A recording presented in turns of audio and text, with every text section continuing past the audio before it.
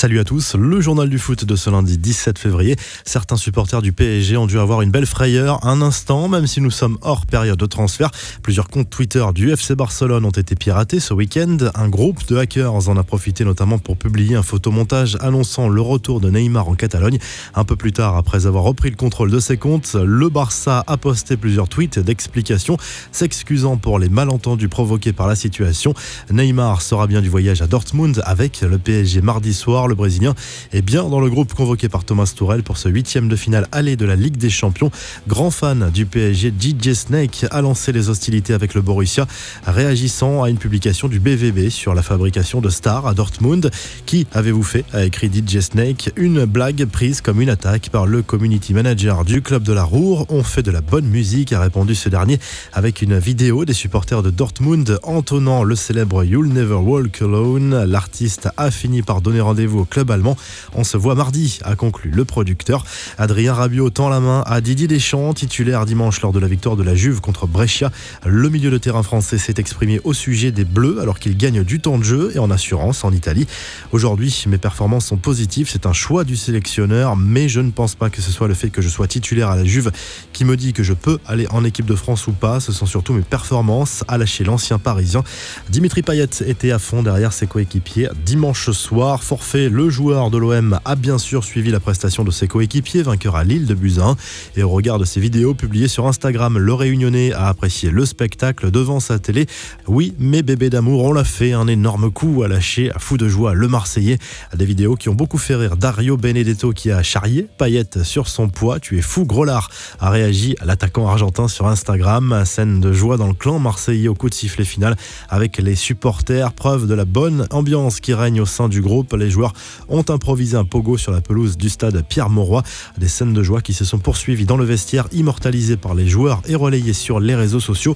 Les infos en bref, victime de cris racistes dimanche lors de la victoire de Porto à Guimaraes, Moussa Marega a poussé un énorme coup de gueule sur les réseaux sociaux. Il s'en est pris à ces idiots et à l'arbitre qui lui a infligé un carton jaune après son but alors que des supporters avaient arraché des sièges pour les lancer en sa direction.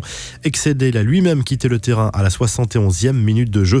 Selon la presse italienne, une femme aurait tenté d'extorquer de l'argent à Mario Balotelli en le menaçant de le dénoncer pour violence sexuelle si l'attaquant de Brescia ne lui donnait pas 100 000 €. Balotelli a porté plainte contre la jeune femme qui risque de se retrouver devant un tribunal pour tentative d'extorsion.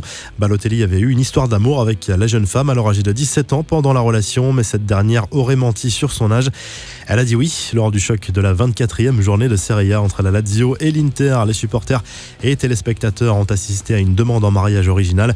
L'homme s'est associé avec les ramasseurs de balles pour lui faire passer le message « Will you marry me ?» Ému, l'heureux élu a répondu oui. Image spectaculaire mais sans gravité, heureusement pour Zizou qui a reçu les crampons d'un joueur en plein visage lors du match entre le Real Madrid et le Celta Vigo en voulant récupérer un ballon qui venait de sortir près de sa zone technique. Enfin, ce joli geste d'Edinson Cavani dont la mentalité et l'état d'esprit ne sont plus à démontrer.